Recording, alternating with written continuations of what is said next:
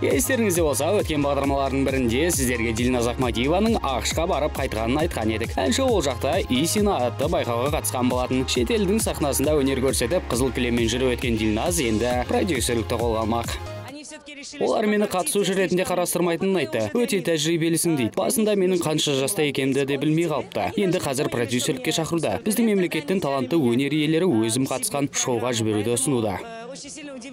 Болашақта продюсер тіпті аталмыш шоуға кімді жібергісі келетінінде ойластырып қойыпты.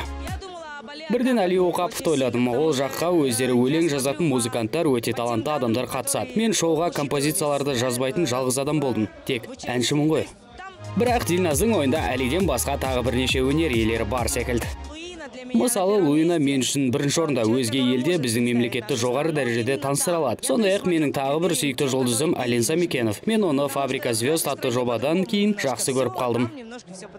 Алайда Дильназ Ахмадиева әлі де өзі қатысқан шоуға келесі жолы кімді жіберетінін шешпеген көрінеді. Ендеше әншіні жаңа жұмысымен құттықтап, сәттілік тілейміз.